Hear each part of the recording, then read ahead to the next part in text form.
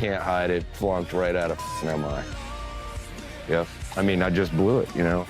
The only thing I really got out of there was there were some teachers, Joe in particular, that saw me jamming one day and he said, you sound like you, don't ever lose you, you know, like you sound like you.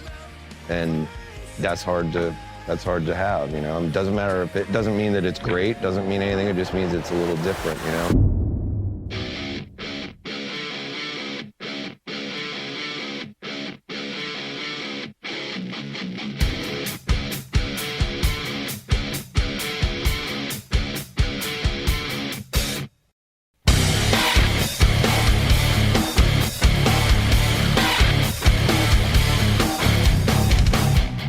The last guy on my list was one that I felt like had some amazing technical chops that were really attractive to me, but he just had this feel.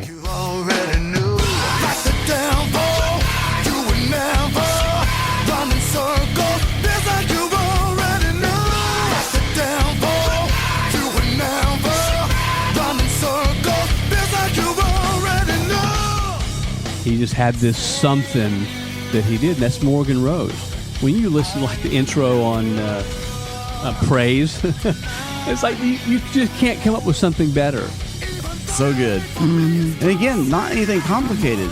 There's little triplets on the kick that are just so tasteful, and there's things that are some of my tendencies, but in a different kind of vein, different kind of vibe. So I was immediately like latched on to like, who is this guy?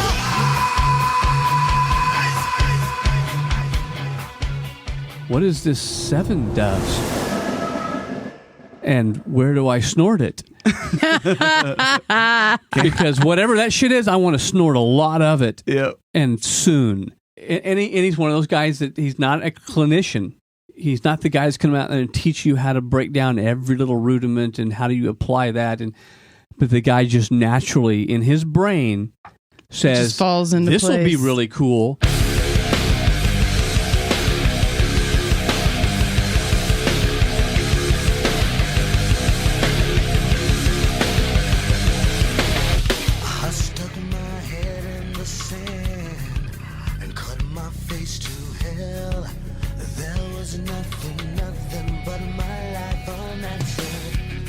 And Morgan has this blend of technical capabilities with this natural vibe. It's like an intuitive, it is. Ability.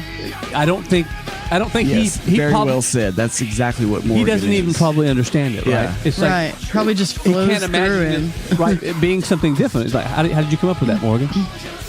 It was just necessary. Yeah. That song told me to do that in my brain. Yep.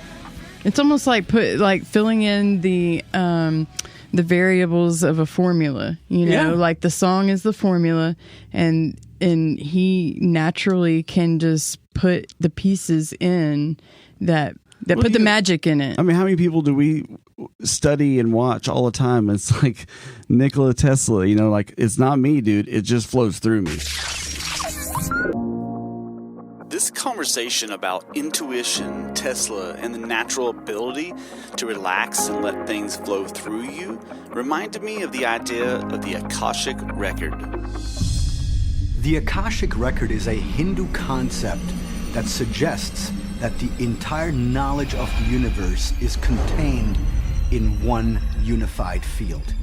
And this unified field may be something that every biological entity in the universe can gain access to. All the information is there. It's only a matter of tuning to that right frequency, so the radio signal. And if you put it in the right channel, then you receive information, you hear the voice. The genius Nikola Tesla said, if you want to find the secrets of the universe, think in terms of energy, frequency, and vibration.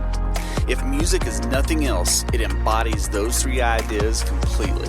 And I believe at times people can utilize those to unknowingly tap into this Akashic record and deliver the best possible performance.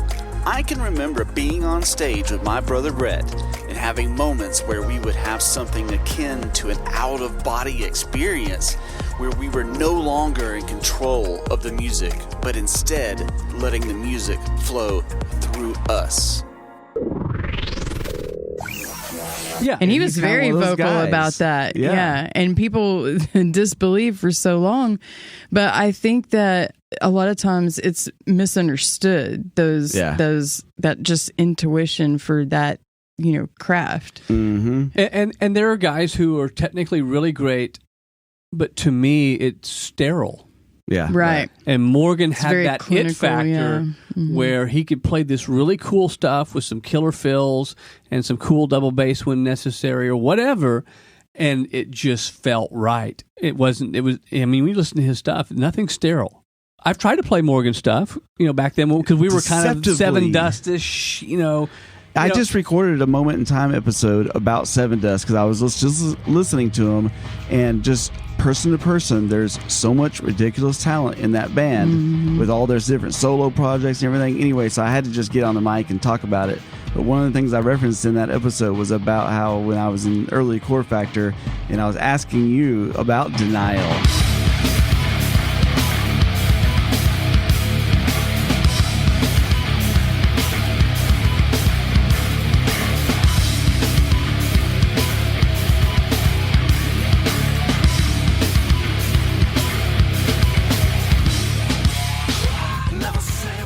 And do you think we could play something like this? Because the kick drum and the bass, it just sounds like these.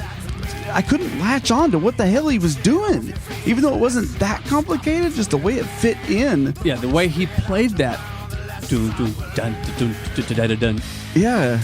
There's nothing complicated about that, but he did it at a tempo that required a little bit of skill to deliver it, but he delivered it so well. Even as something as simple as Separate from Seasons.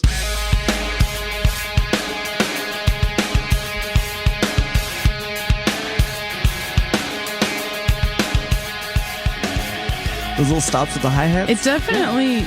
it's not complicated. It's like a different... No, it's not. But also, it doesn't follow the regular feel of the timing and other... Yep. And so Good pull. it's different and seemingly subtle, right? But it makes you experience the whole band or show or album differently. Just so differently than another of equal, quote unquote. We don't really think in those concepts, but someone at his level, at his level of skill, extra special edge to it, like fairy dust. There's just a secret sauce to it. Yeah. And I don't care what the guy's playing, and you watch him play live, and he's just smacking the shit out of the drums, and you see him totally screw up, and it doesn't matter at all. No, the delivery still comes across like he misses a lick. He misses it so much better than I can play it.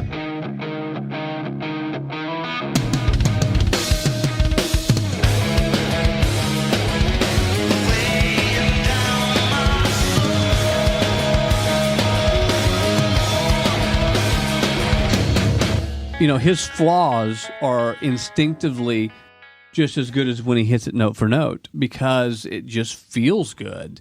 And having the technical chops and just this brutal force behind it, to me, was just one of those guys where you just I want to be that. Yeah. Because he's not true brute force. I am going to come in here and captivate and hypnotize all of you. And always with this raw edge, though, with that Tommy Lee thing. But not sloppy. Right. You never knew what the hell he was going to do, though, a little bit. Always on edge. Dude, this guy, I'm not real sure what to expect from him. Yeah. Yeah, I listened to some, that era there, that 8-10 year span when those albums were coming out with, all the Linkin Park and some of the best music ever. Yes. Some of the rock albums that were just front to back, just dynamite. And then it's all gone. And I never looked at any of the drummers and went, "Oh, I want to be that guy." Right. I didn't listen to Linkin Park and go, hey, I really want to be like that guy. Now it's all gone.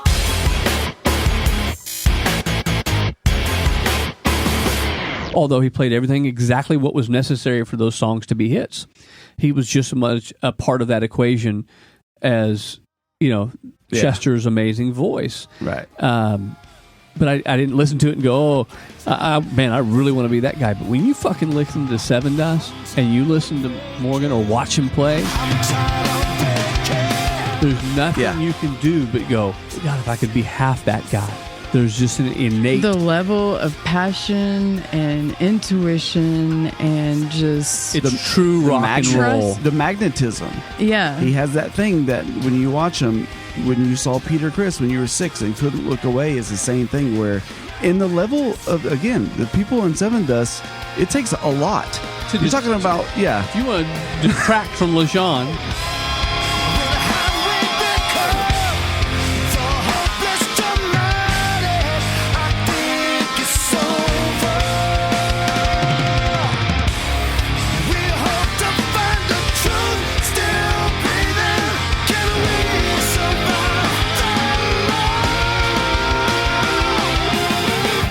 Yeah, exactly. Yeah, exactly.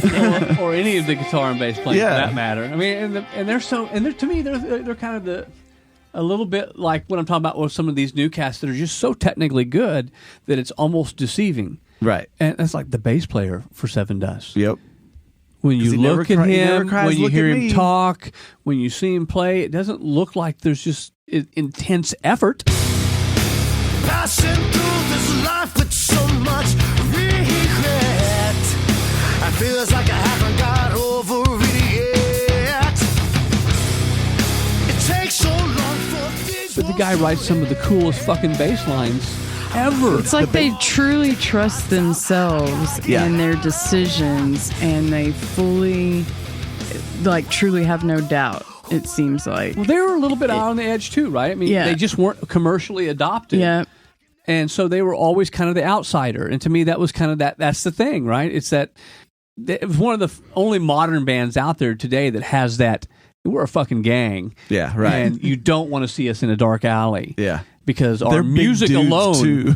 Yeah, it's kind of big. Yeah, dark and They were the band that I always looked at and went, because you want to be cool with other bands when you step on stage with them, but there's always still a little bit of competitive edge. You want to be the center of attention a little bit. That's why you're doing what you're doing, right? And man, to step on stage with those guys, I would be so intimidated because just doesn't matter what you're looking at. But they had more of the band factor, Yeah. rather than just the plug and play musician thing. Yep. Well, and also it's kind of an anomaly to be able to get a group of people who can work together and feel each other enough to make such a cohesive magic, and while it might not have been adopted, like you said, by the mainstream industry at the time, like it was something very unique.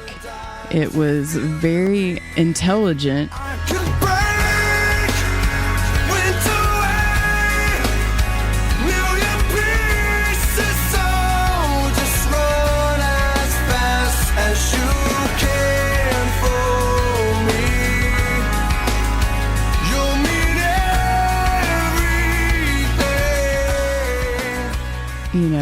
In comparison to a lot of music, that was so angsty, maybe not of that specific time period, but just generally speaking, and not to get put together. Yeah, I don't want to get way out on this weird tangent, right? But as you get older, you either stick to your roots of how you were brought up and you think nothing different, or you expand your mind a lot. And to me, there was a little unwritten thing that to me was a little bit of heroism.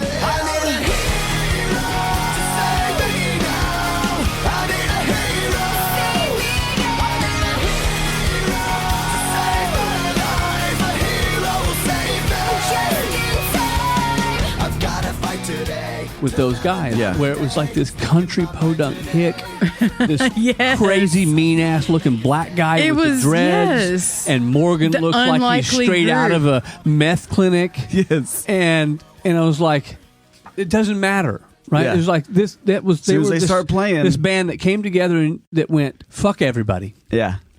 we are exactly who we are. We don't have to fit into what was popular at the time, and it was very. We don't have to conform. Yeah, it was very open. To me, very open-minded, right? Which is kind of funny because the person who was pretty responsible for that first album of theirs is that TVT Records, who was ran by, I can't remember the guy's name, but I think the guitar player from Twisted Sister.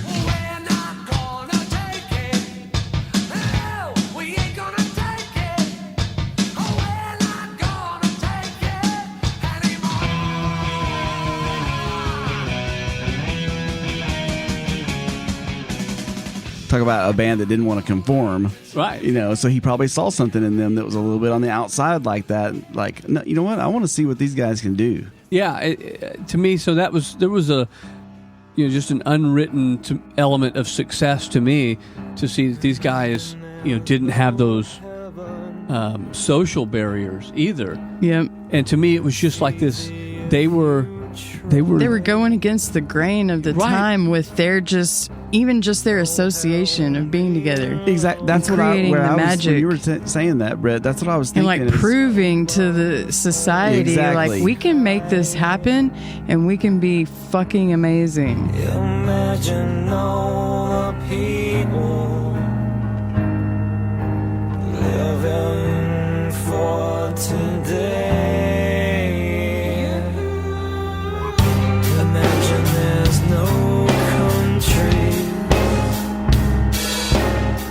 And Outlast, now we know, obviously not at the time when they first came out, but now, after so long, they've been able to outlast a lot of people who were able to temporarily captivate the audience, but those other people died out. But breaking those barriers, man, you said it. Like, we're a band from Georgia, and at a time where it wasn't as accepted. Easy, or you got this African American singer, and then you hear the bass player go, "All right, man, we're just gonna get up there and rock. That's what we do." I'm like, holy, people can exist together, people. It's not that complicated. Yeah, to me, there was such a great representation. Despite all of their drastic differences. It was kind of like a live and let live, perspective to anti-socialism. You know what I mean? Like, we're not going to fall into the conformity that has been dictated to us, to date. We're a group of diverse people, from either ethnic background, probably religion to some degree, obviously races. There's so many different elements to that. But the one thing that they could come together on was their unique and intelligent ability to create this piece of art or pieces of art. It's about the music.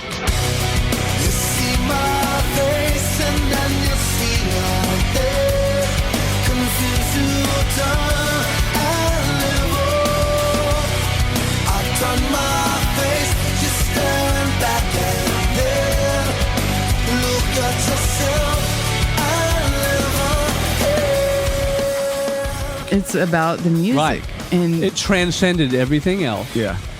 Which is hard to do. And they translated, though, their perspective, through their, music and ability to do what most people... But they didn't try to conform that either. Right. To me, that was the whole thing. Is that... And they didn't try to push it off on other people either to get a following.